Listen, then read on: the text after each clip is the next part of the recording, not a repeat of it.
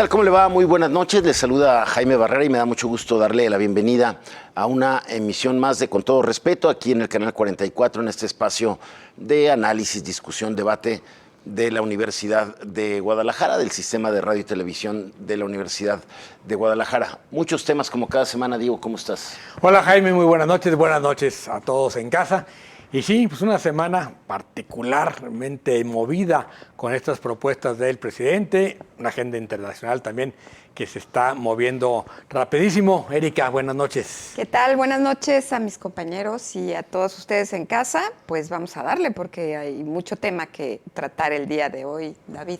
Así es, Erika, muchísimos temas. Está incendiado el mundo, así que adelante, Jaime. Así es, iniciamos con dos temas, vamos de lo global a lo local. Iniciamos con esta elección en la que Bukele arrasó en El Salvador, 87% de los votos, vamos, lo destacan en este tuit, ¿no?, de Brenda Estefan.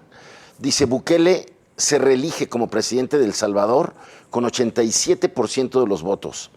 Sus innegables, considera ella, resultados en la lucha contra la inseguridad, a pesar de las violaciones a derechos humanos, lo han convertido en referente para una América Latina azotada por el crimen organizado.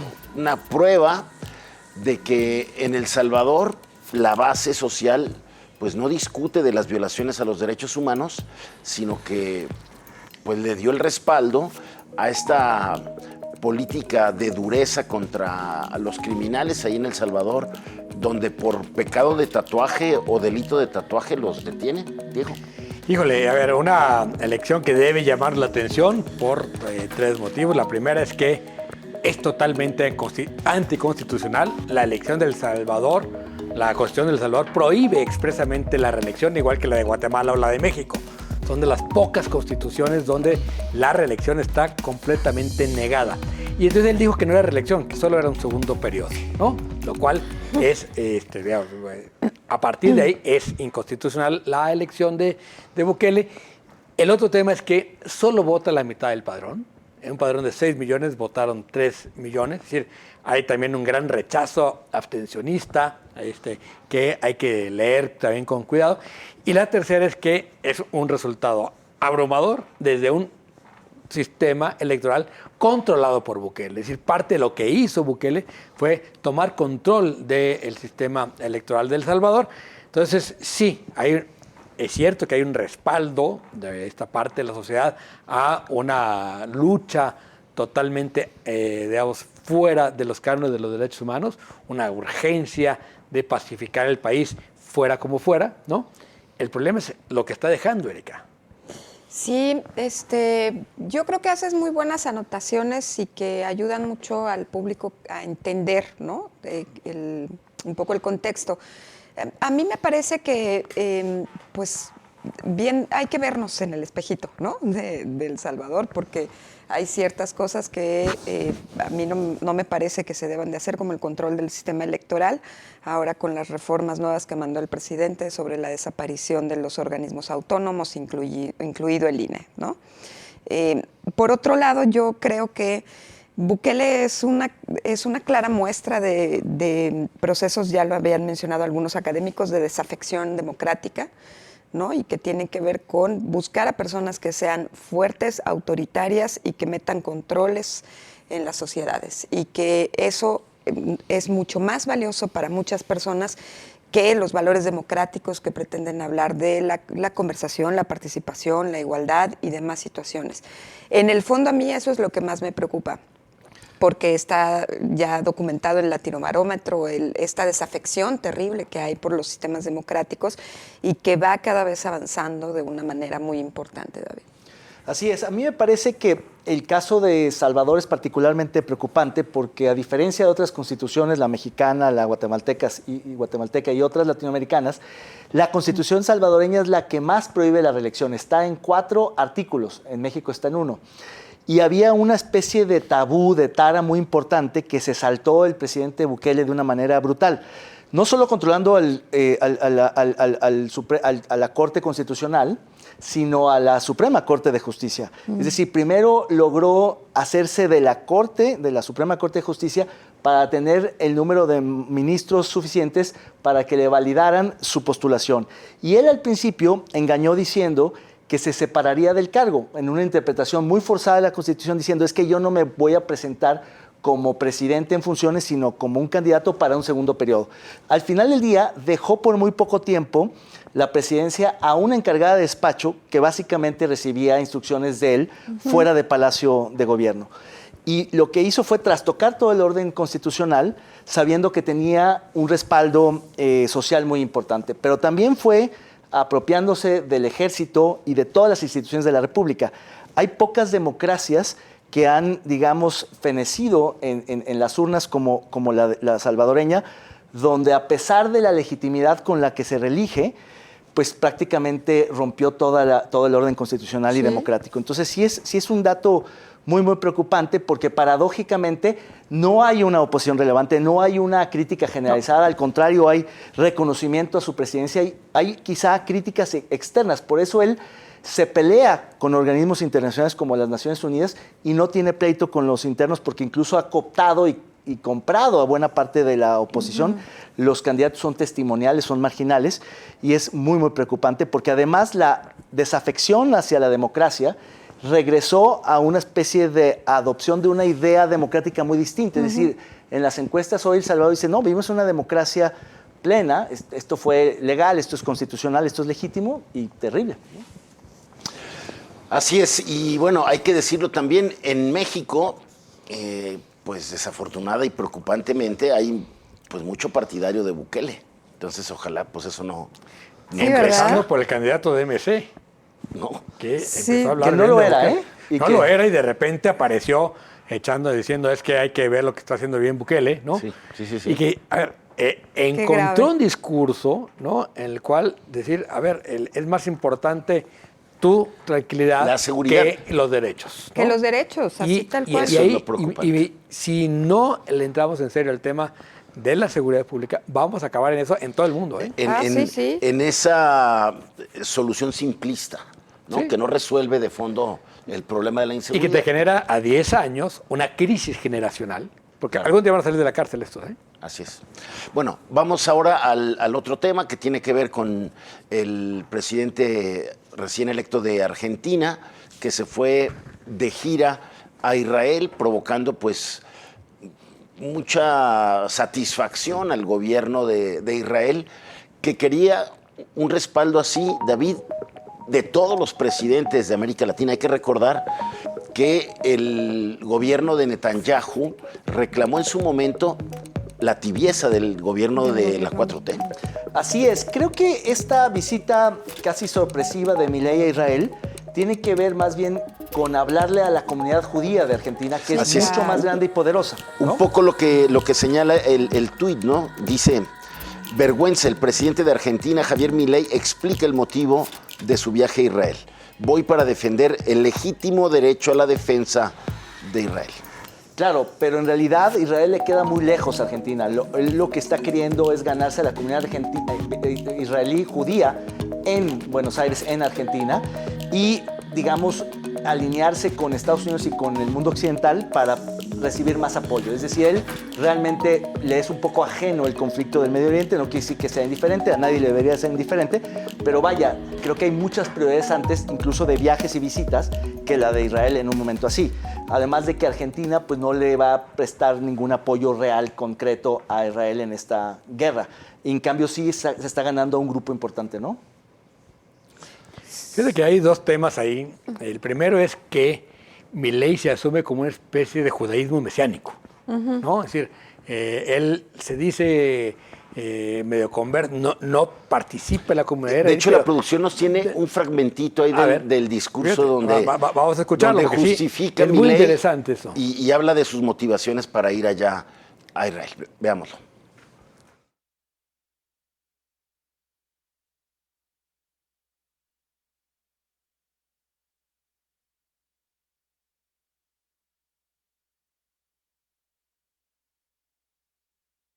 Bueno, ahí escuchábamos lo que planteaba Milei, era un poco lo que señalabas, Diego.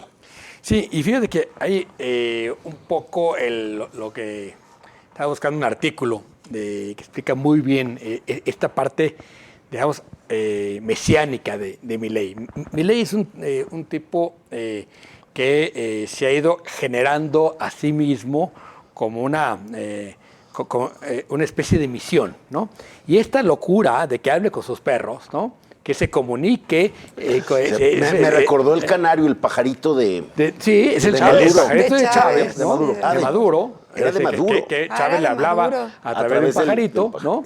Ay, Y sí es cierto. se comunica a través de sus perros, que son perros clonados, ¿no? Con los grandes economistas y directamente con Dios, ¿no? No. Abrió un canal y ahí su hermana es la medium. Entonces, sí hay una cosa milenarista ahí muy extraña de Milei y que yo creo que este viaje está inscrito ahí, ¿no? Es decir, ir a generar este rollo, digamos, de contacto con lo que él cree que es su misión en el mundo, ¿no? Sin duda. Hay Sí. que tener cuidado Algo con hay Milei. de Sí ese- está bastante más loco de lo que parece. Sí, claro. Fíjate que me recordaste a un libro maravilloso que acaba de sacar Claudio Lomnitz, que se llama Por una teología política del crimen Sí, organizado. buenísimo. Buenísimo el Ándale, libro, qué titulazo. se los recomiendo muchísimo, porque no solamente aplica esta perspectiva de análisis de la teología política desde tiempos ancestrales, sino que al crimen organizado y al narcotráfico, sino que también lo hace con la clase política. Y resulta sumamente interesante verlo a la luz de lo que está pasando hoy, no solo en México, sino en todo el mundo, ¿no? Y todas las que debería de estrategias del preocuparnos crimen muchísimo. organizado para ganar base social. ¿no? Sí, pero porque lo hacen sobre el discurso teológico y sobre el discurso, ya no solo de la Santa Muerte, sino incluso hasta del San Judas Tadeo y de un montón ¿Cómo de... se van uniendo esos de discursos cosas. Sí, mesiánicos pero con- así es. Hay un primer gran estudio de Claudio que es sobre la familia michoacana. La familia, sí. Que nace de un grupo evangélico. Así es. ¿no? Volviendo O los caballeros templarios que un sí. poco van por ahí. Volviendo Claro. al mundo terrenal, a mí me parece muy contrastante la postura de Milei de no solo tomar bando, sino ir con uno de los países en conflicto, que contrasta con la de Lula, que busca hacer la paz, y otros mandatarios de América Latina que buscan mediar y que se ofrecen a buscar soluciones al conflicto, no a tomar Ya es partido muy por claro, uno ¿no? de los bandos del conflicto. Porque en esta lógica de Milei, la legítima defensa es uno de los derechos extremos del libertarismo. Así es, así es. Prometo subir este artículo que está de Alejandro Frigeiro, que está muy Sí, interesante. sí, sí, Bueno, súbelo ahí está. ahí en tus redes. Lo revisamos en tus redes, Diego. Y Sí. quien le interese, en las redes de Diego ahí va a estar el texto. Por lo pronto, vamos a nuestra primera pausa. Es breve, quédese con nosotros. Regresamos aquí a Con Todo Respeto.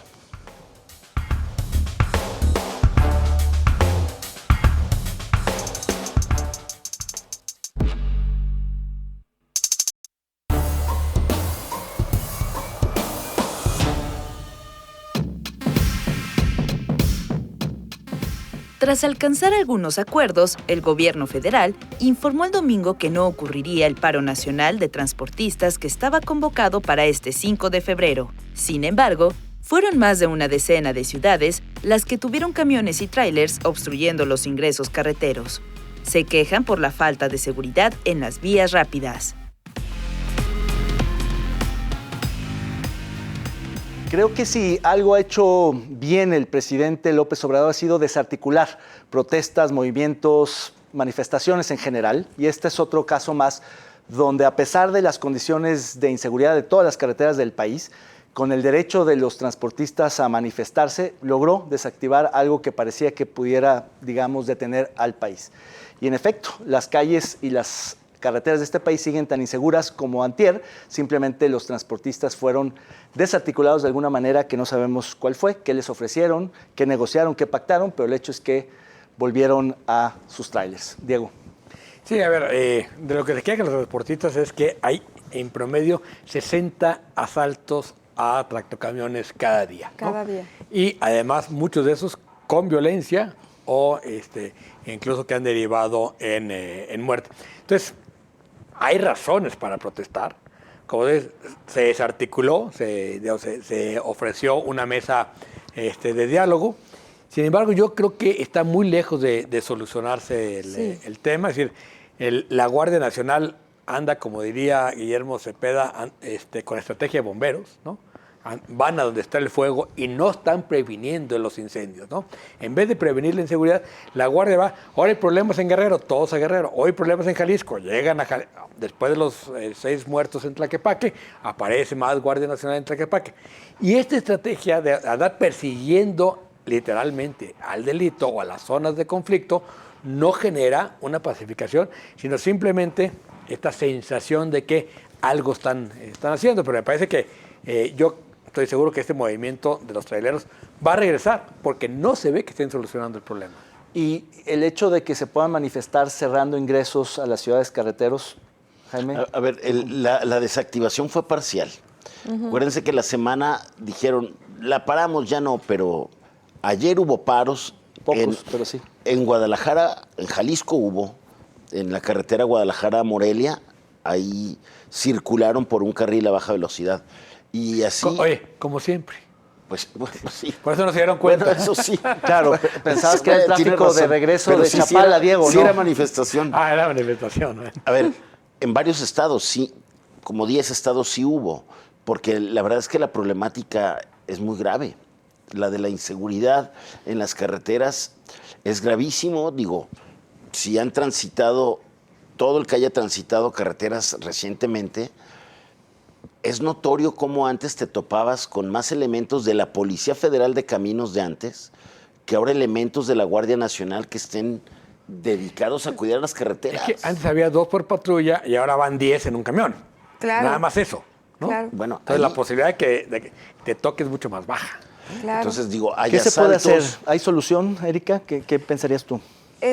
Pues mira, de entrada yo ofrezco una disculpa porque no recuerdo su nombre, pero los transportistas, una parte de los transportistas tienen a una mujer lideresa que es la cosa más maravillosa. Es muy fuerte, tiene un discurso muy potente y tiene clarísima cuál es la problemática, porque ella es transportista y a un pariente suyo, no sé si su marido, fue asesinado, ¿no?, en medio de esta crisis. Entonces, yo quiero poner eso sobre la mesa porque el gremio de los transportistas es muy masculinizado y suena difícil que sean liderados por una mujer, ¿no?, y por una mujer que ha vivido todos estos contextos. Luego, entonces, la señora decía claramente que tenían no solamente la crisis a través de la cual la Guardia Nacional ni siquiera estaba en los caminos y ni siquiera patrullaba, No hay sino patrulla. que al mismo tiempo estaban protegiendo lo que se vendía sobre las carreteras y que era ilegal. Por ejemplo, la venta de huachicol de la Querétaro a México, ¿no? O de algunas vertientes de Puebla. Huachicol. O sea, no que ya habíamos terminado con eso, no. Se vende en la autopista, ¿no? En el nodo que también está por Toluca, bueno, N cantidad de cosas. Entonces, ella tiene muy clara la problemática. Yo lo que creo es que, y además hace un llamado muy solidario a la gente, a la sociedad, ¿no? Porque les dice claramente, si nosotros no tenemos garantías de seguridad, si no transportamos, si no existimos, todos ustedes dejan de comer. Es así de Claro. sencillo, ¿no? O sea, Totalmente. entonces a ustedes les conviene apoyar nuestras demandas porque dependen de nosotros, ¿no? En su vida cotidiana.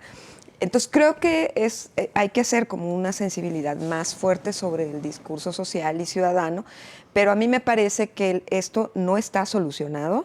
Yo creo que no hicieron el paro como lo pretendían el día de ayer, pero está muy alejado de una solución integral, ¿no? Creo que los transportistas son un gremio de los más organizados en el Sí. país. Miroslava Magaña es la lideresa. Y que tienen capacidad de protesta muy efectiva, porque si cierran una carretera, trastocan el país o paran el país. En cambio, hay otros colectivos, otros gremios que no tienen esa misma capacidad, que no están bien organizados, cuyas protestas no se notan y son más difíciles. a ver. Entonces, también hay una asimetría muy fuerte. Estaba pensando en voz alta, en voz baja, en el caso de Francia. Los agricultores están tan bien organizados que ponen en jaque a París. Y casi todos los gremios en general tienen capacidad de acción colectiva, mientras que en México algunos lo tienen, pero la mayoría no. Ahora, Entonces, quien muy está levantando polémico, la ¿no? voz hoy, a diferencia de otros movimientos de transportistas donde son los propietarios de las unidades, Sí. de las empresas de transporte, hoy son los operadores, los que trabajan en una empresa de transporte. Son los operadores que les dicen. Sí, los que los manejan. Y son, ¿por qué? Porque ellos son los que están llevando hoy, Claro. están pagando la inseguridad, porque antes pues les robaban la carga. Ahora disparan contra ellos, Los asesinan. los incendian. O sea, es terrible la inseguridad que están padeciendo, esta escalada de violencia, los que manejan los tráileres, los camiones, en fin. Y luego tenemos el otro caso, de que es transporte público, que fue lo que dio en Tasco ahora en Chilpancingo, ¿no? También, Bueno, ahí caray, quemaron un qué taxista ya. cosa. ¿no? Porque como ¿Qué cosa? mataron a 4 choferes en los últimos días, ¿no? Entonces, sí hay, digamos, es cierto que tiene Y ya esta estuvo gran Guerrero. capacidad de desactivar la movilización, el gobierno de López Obrador, lo que no está teniendo capacidad es de pacificar el país. Entonces, Claro. mientras eso no suceda, yo creo que esto va a ser una escalada.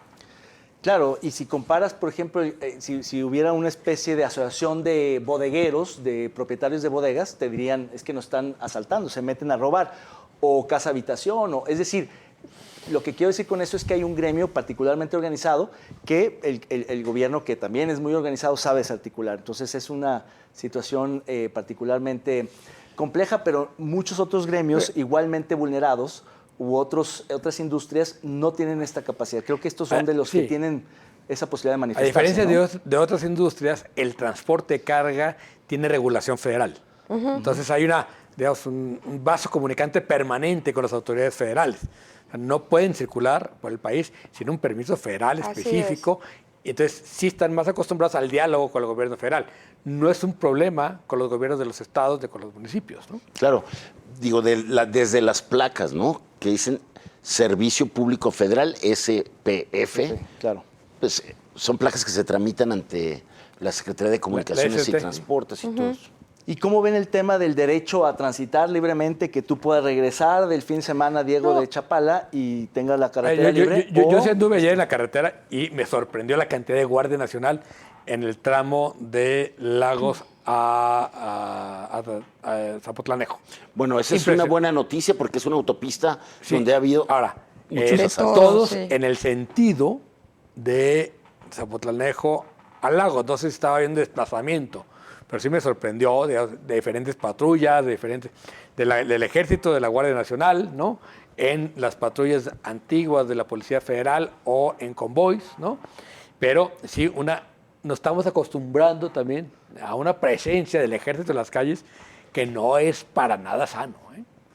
Y menos con la iniciativa del presidente que mandó el día de ayer, ya la Guardia Nacional que se vaya Se llama a la iniciativa Fuera Máscaras. Sí, fuera máscaras, tal cual.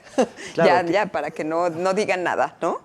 Imagínate. Ha insistido mucho el presidente y ayer volvió a Ahí presentarla. está en la iniciativa. Por segunda vez de forma formal, pero como la enésima vez de forma Pero su informal. argumentación es, la Guardia Nacional debe de estar bajo la tutela de la Sedena para que no se corrompan.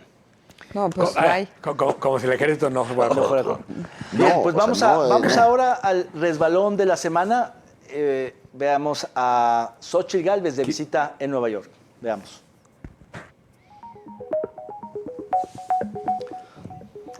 Presidente Biden, you have to walk the talk. You have to walk the talk. Presidente Biden, you have to walk the talk. You have to walk the talk. No, bueno, es Pero ahí ya la simpaticísima. repitieron. Ya, Sí, claro. es con saña. es que, sí. Pero la verdad es que el inglés de Xóchitl superó al de Peña Nieto con aquella infrastructure.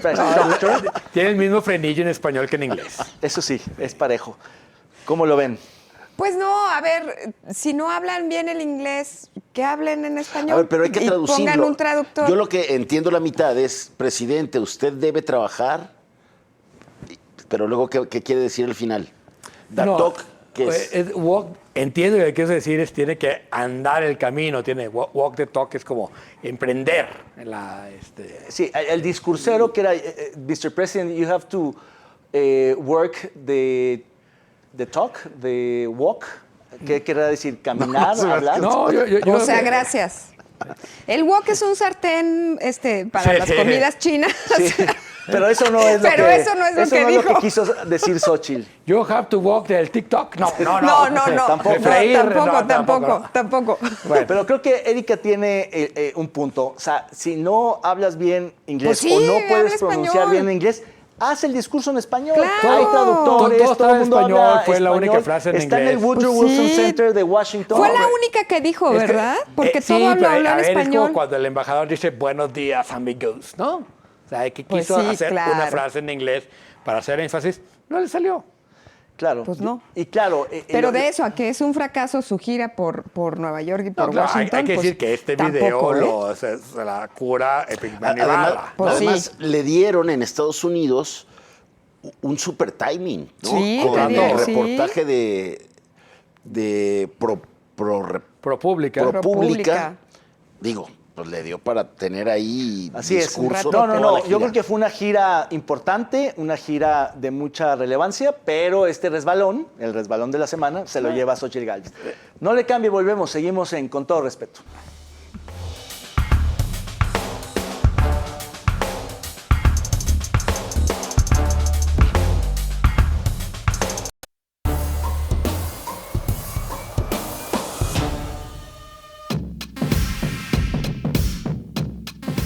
¿Quién fuera el primer fiscal de derechos humanos en Jalisco? Dante Aro.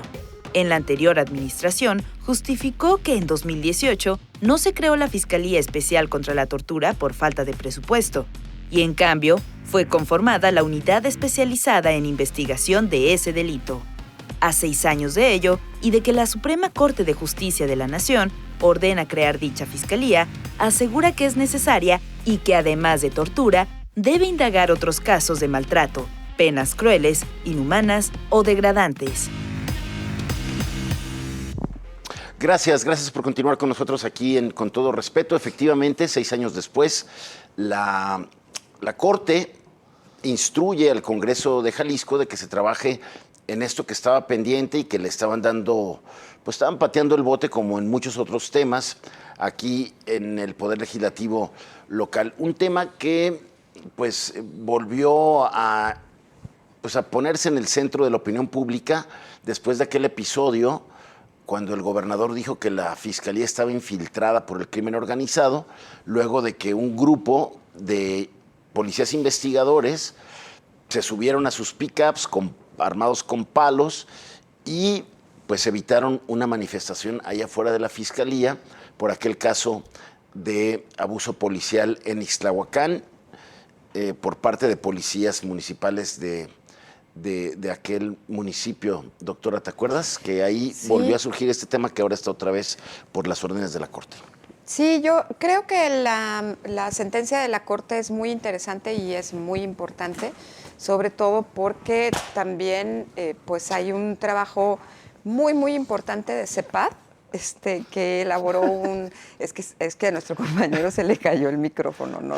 Usted, hay que decir por qué se ríen. Se dice, está acabando con el mobiliario. Está acabando con el mobiliario y con la escenografía, pero usted no se preocupe. Bueno, Hablamos de regresando Jaime Barrera. a temas serios, ahí hay que valorar mucho el trabajo de CEPAD, porque CEPAD hizo un recurso que le llaman el amicus, ¿no? Y lo interpuso ante la Corte, que es un estudio muy fuerte, muy consolidado, muy especializado y que permitió darle todos los elementos a la Corte para que entonces pudiera emitir este fallo que a mí me parece muy importante.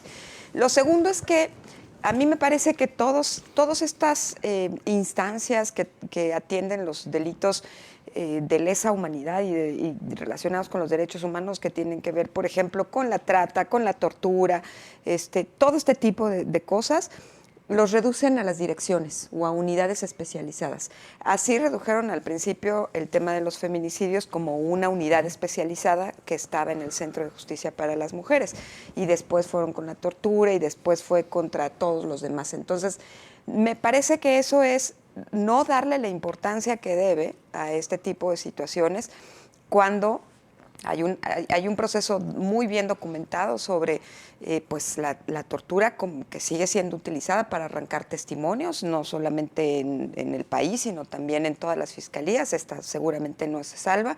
Y el tema, por ejemplo, que para nosotras es muy importante, que es la trata, ¿no? La trata de personas y la trata de mujeres, que tiene una cosita así de chiquita, pequeñita, en donde trabajan 3, 4, 5 personas y que no está atendiendo el tema como debe de ser por la dimensión que ha tenido este tipo de delito a nivel nacional, local e internacional.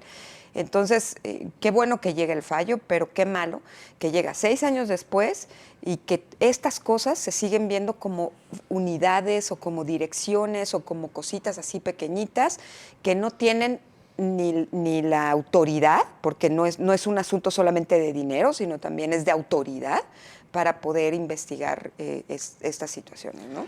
Para castigar la tortura. Claro, y la trata. Si las fiscalías generales del país funcionaran, tendrían que ver todos estos asuntos. Creo que el hecho de que se hayan multiplicado las fiscalías especializadas contra la corrupción, contra la trata, contra la electoral, contra todas las cosas, habla de las fiscalías centrales o generales que han fallado. Y por eso, para sacársela, crean un poco estas fiscalías especializadas en distintas materias. En personas que el problema es que generan burocracia sin autoridad y sin efectividad, sin resultados ni logros. Sí, de acuerdo. Mi preocupación tiene que ver justamente por estas burocracias que terminan comiéndose estas fiscalías, porque cada unidad administrativa, llámese fiscalía o secretaría o lo que sea, tienen que tener el administrativo, el jurídico, el de comunicación social, el chofer, el contralor interno, etcétera. Y entonces, al final, la parte sustantiva, que bien decías, Erika, queda en 3 o 4. Más bien deberíamos de replantear ese esquema, esa manera de organizar la administración pública y pensar mejor en devolverle todas sus facultades, atribuciones y fuerza y mandatos a las fiscalías generales, que tendrían que ver todos estos temas, y que si el asunto lo amerita, el fiscal general tendría que salir con el tema de mujeres o con el tema electoral o con el tema que sea, y no esta serie de enanos que están por ahí como queriendo pedir más presupuesto, justificando su existencia sin que realmente den resultados. El tema es que quien más practica la tortura es la propia fiscalía. Claro. Pero la fiscalía no puede investigar a la fiscalía porque no lo va a hacer, ¿no? Entonces, un poco la lógica de crear un organismo que investigue la tortura. Que depende de la fiscalía, por cierto. Primero fue la Comisión de Derechos Humanos, que esperábamos que su denuncia, la fuerza de su voz, iba a inhibir a través de recomendaciones la tortura. Eso son como llamados a eso no misa. sucedió. Fue un llamado a misa, como bien dices, ¿no? Y entonces se recurrió a hacer una fiscalía especializada. Me parece que el problema de fondo es que seguimos con la tortura como mecanismo de investigación. Claro. Y no está ajeno a una lógica social, que es que pensamos que el combate al delito es meter gente a la cárcel, ¿no? Y entonces estamos en un proceso, digamos, Amamos el punitivismo en este país. Entonces, la fiscalía, queremos que dé resultados. La fiscalía, para dar resultados, es torturar gente para mandarlos para que sacarlos de confesión y que vayan a la cárcel. Nadie está investigando. Entonces, me parece que el problema es mucho más de fondo. Es el sistema de justicia en México, de todo el proceso de justicia, está podrido. Entonces, estamos metiendo estos parchecitos, como la fiscalía contra la tortura, que me parece muy bien, erradicar la tortura como método, pero me parece que es mucho más de fondo el problema. Sí, de poco sirvió aquella reforma judicial con la que se creía que íbamos a avanzar, aquella que promovió Felipe Calderón, la de la oralidad, la justicia de la oralidad. Pero, por ejemplo, la fiscalía que sirva, que fue un movimiento entre el 15 y el 18, tampoco prosperó para nada. Pero crear una fiscalía que depende del fiscal general menos va a investigar. Porque depende, o sea, no va a investigar a su jefe o al equipo de su jefe. O a los compañeros. Entonces, yo creo que tendría que ir por otro lado. Creo que tendríamos, si vamos a buscar un externo que denuncie, pues tendría que ser la comisión o la instancia de derechos humanos, que ya sabemos que tampoco funcionan.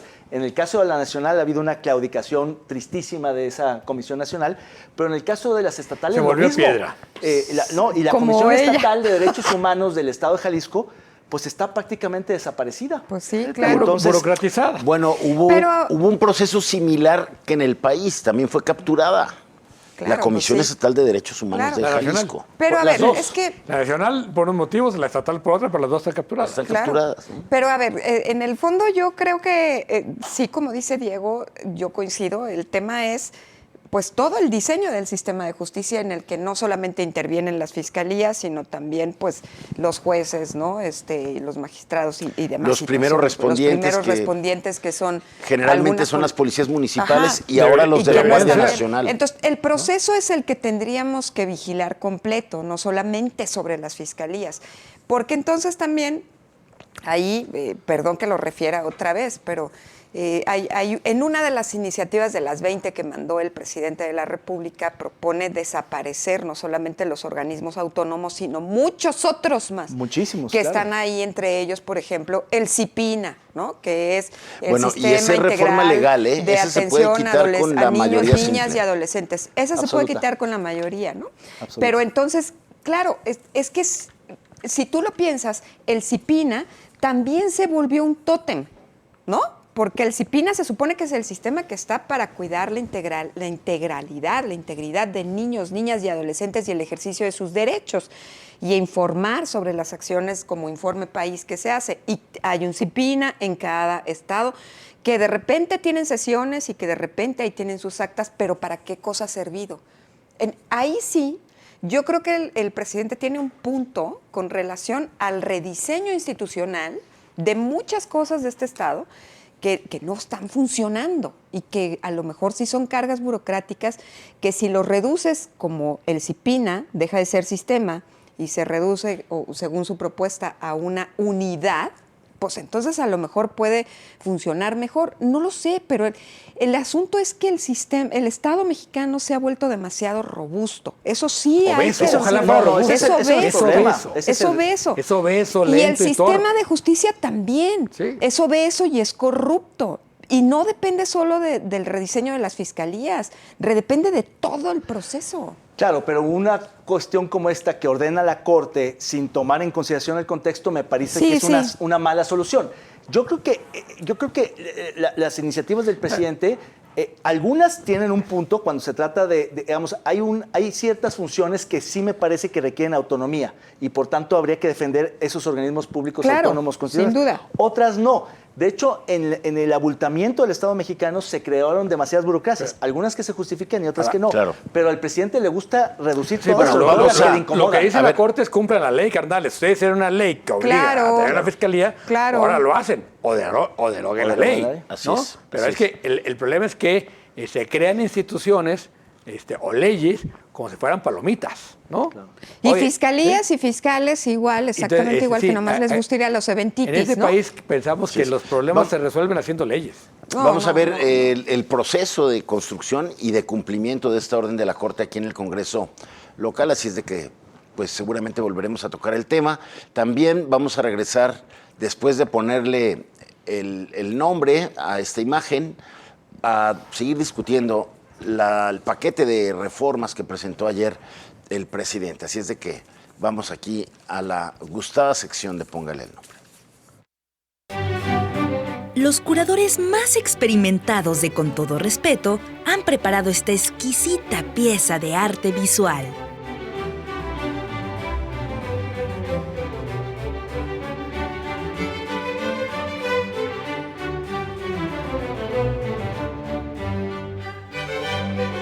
Usted póngale el nombre. Es fabulosa la imagen. Festejando sobre el puente. Festejando sobre el puente. Recuperación, políticas de recuperación del espacio público. Sí, sí. Espacio público utilizado. Porque luego los puentes, pues Nadie los usa, sí. Es el puente de las damas. Sí, el puente de las damas. Sí, es El cierto. puente de eran que unos Unos 15 años. Unos 15 Eran 15 años. años. No, está genial. Estaba comentando fuera del aire que un amigo hizo lo mismo o intentó hacer lo mismo en el Ángel de la Independencia. Llegaron de smoking y montaron mesa y todo. Llegó la policía y se sacó de onda porque vio aquello demasiado bien montado, pero cuando vieron que no tenían permiso, ¡órale, vámonos! A la mitad de la cena, pues, claro. Es un empresario. Alguien dijo un video, una película. ¿De quién es amigo? No, vámonos. Oye, pero cierto es que han de haber dicho, oye, ese puente no lo... A ver, ese puente por nadie ese lo usa. puente no pasa nadie, pues usémoslo No para se hizo festejar. en Lagos, nadie lo pasa por arriba. Claro, vámonos. pues vámonos a festejar, ¿no? Y alguien sabe con la vista ubicación panorámica a la exacta. ciudad. Claro. Es en la colonia El El Betel. Betel. Es en De el hecho, ya Betel. aceptan reservaciones, Jaime. Por si quieres llevar a Ya va a haber tu novia, reservaciones. puedes hacer una Ya reservación. vamos ahí. Mesa Muy de bien. escalera, mesa de centro, depende. No, bueno, y pusieron hasta ahí un anuncio luminoso, ¿no? Claro. A la entrada del puente. No, No, sí, no, sí, sí. estuvo muy bien montada. Muy bien bien producida. montada. Sí, maravilloso, maravilloso. Pues que se Pues use el felicidades a espacio. quien diseñó y aprovechó ese puente tan de buena manera. Yo creo que ninguna autoridad se dio cuenta. No, pues no. Nada más las personas que estaban desde abajo sintiendo envidia envidiosonas. por la fiesta. Me comenta la producción que parece que sí tramitaron un permiso.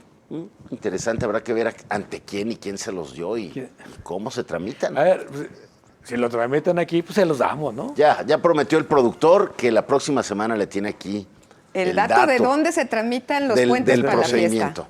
Pero mientras tanto vamos a nuestra última pausa y regresamos.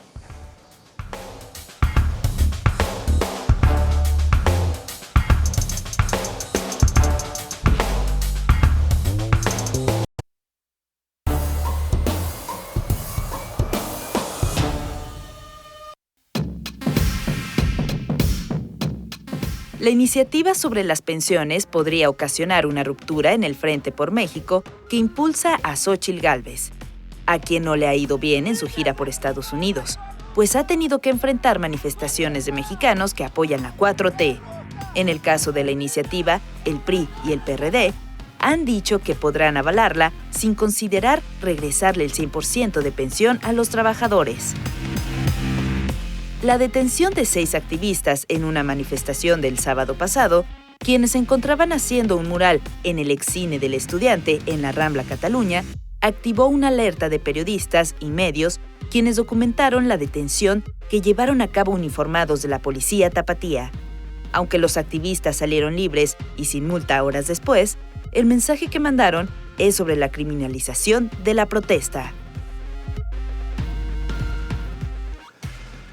Pues ahí están las iniciativas de reforma del presidente de la República que efectivamente por los temas que tratan podrían dividir al frente opositor y por tanto resquebrajar la candidatura o la unidad en torno a Xóchitl Gálvez. Ya lo comentábamos aquí fuera del aire, que el caso, por ejemplo, de pensiones pues es muy atractivo para el PRI y de alguna manera para lo que queda del PRD, porque no quieren sacrificarse, no quieren asumir el costo de bloquear una iniciativa cuya narrativa ya está ganada por el presidente, aunque saben que es inviable o es muy costosa, excesivamente costosa, pero frente a la elección, en plena campaña, pues es muy complicado. Entonces el presidente, creo, con mucha jiribilla, con muy buen olfato, presenta algo que sabe que va a dividirlos. Yo diría que es al revés. Sí. De hecho, cuando Xóchitl visita la sede del PRI, en medio de este planteamiento es que se está dividiendo el frente, Alito le explica, no, a ver, vamos a ir para obligar al presidente a bajar sus cartas y a que nos diga de dónde va a sacar el dinero y nosotros decir, ok, lo apoyamos, pero y le vamos a recortar el presupuesto. Y por eso, y minutos después, cuando Xóchitl habla con los priistas, dice, necesitamos a Amlito, que es un cabrón, ¿no? Sí, porque le contó cuál era el plan. Porque le contó que el plan... Entonces, me parece, yo no estoy de acuerdo con la palabra, porque ni creo que estén divididos en la oposición, creo que más bien están jugando a, a obligar al gobierno a bajar sus cartas, y tampoco creo que le haya ido mal a Xóchitl porque le mandaron a algunos cuates de la 4T a hacerle una manifestación. Me parece que eso, en realidad, el contenido fuerte de la gira de Xóchitl estuvo en la visita a los medios y ayer en el centro Wilson, ¿no? Así es. Y el que los otros dos candidatos no vayan, me parece que sí está usando mejor Xóchitl la intercampaña que los otros dos. Claro, claro. Jaime, ¿tú? Sí, ¿cómo me la parece. ves?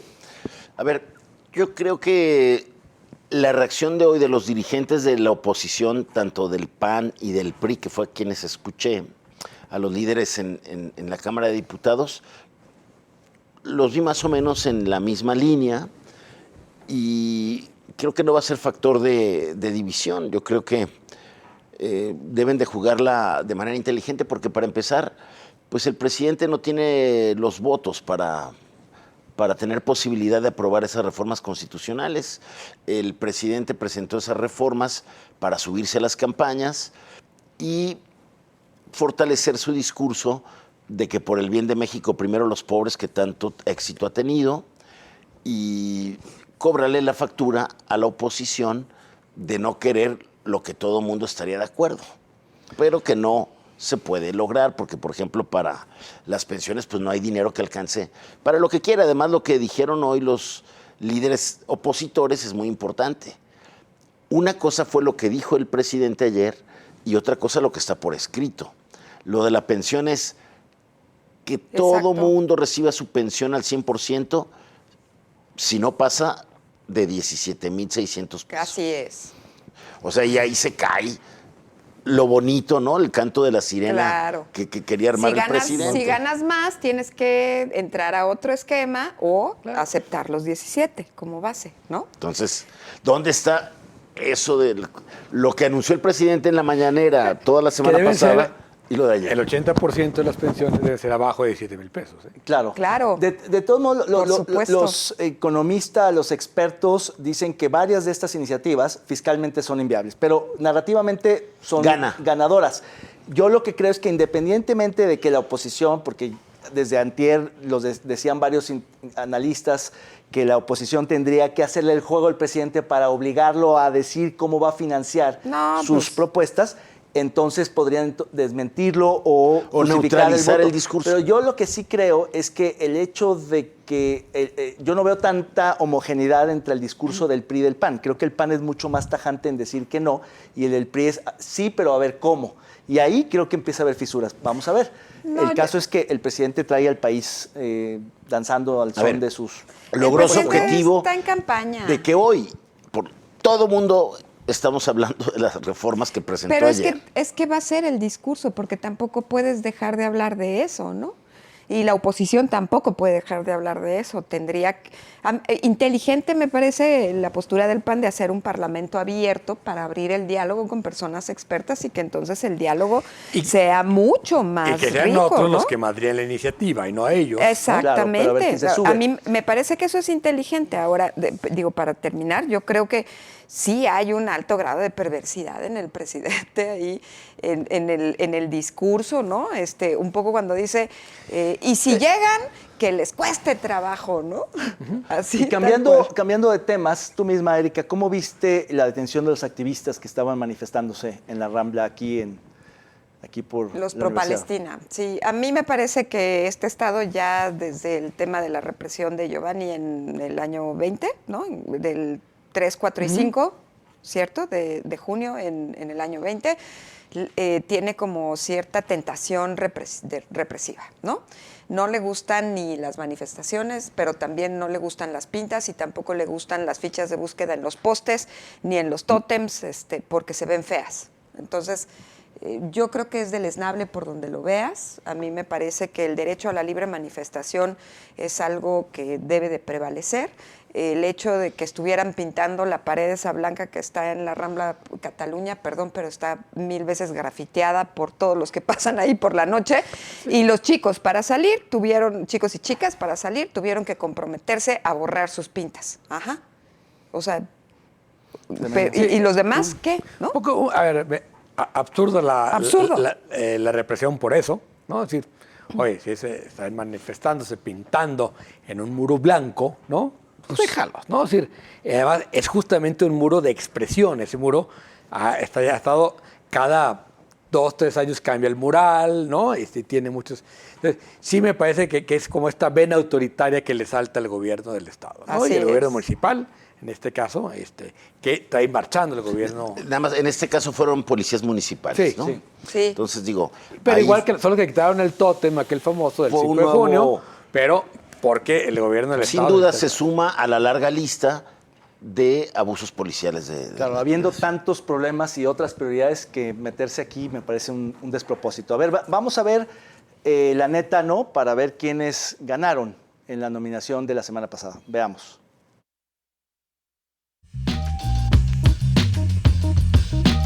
El premio La Neta No para lo más lamentable de la política y el servicio público de esta semana es para Enrique Alfaro, gobernador, por representar a Jalisco en ropa interior en el partido de la NFL en San Diego, California. ¡Enhorabuena! Pues ahí está, ganó por aclamación el gobernador del estado, cuyas prioridades también son pues las suyas y de nadie más. Bueno, pues vamos a ver ahora los nominados de esta semana. ¿A quién proponen? Yo voy a nominar precisamente al jefe de la comisaría de Guadalajara, que se llama Jorge Eduardo Álvarez. Perdón, lo leí porque no me sé su nombre.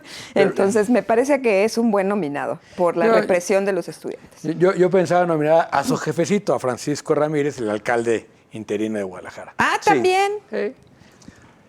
¿Tú, Jaime? Pues por ahí iba al alcalde o al jefe policial, digo. Escoge. Escoge. Con limón. Con Es sandía. por, las tres postulaciones son por justamente este abuso policial al retirar a los jóvenes manifestantes el sábado pasado ahí de la Rambla, Cataluña. Sí, yo también iba a postular al alcalde porque finalmente es el que tiene la responsabilidad política de ordenarle al comisario que saque a los manifestantes y quien tendría que ser el principal responsable. El comisario dudo que haya tomado la iniciativa, más bien tiene que ver con que lo toleró el alcalde. De repente los hay muy... De repente. Pero en todo caso, muy el responsable activos, pero político... el responsable político es el alcalde, yo sí creo que... Pero bueno, dejemos esos dos. A ver, Sí, los dos. El policía, el subordinado o el jefe, el alcalde interino. Ahí tienen las dos nominaciones para La Neta No de la siguiente semana. Pues hemos llegado al fin del programa. Les agradecemos mucho su atención y nos vemos en la próxima edición de Con Todo Respeto. Hasta la próxima. Buenas noches.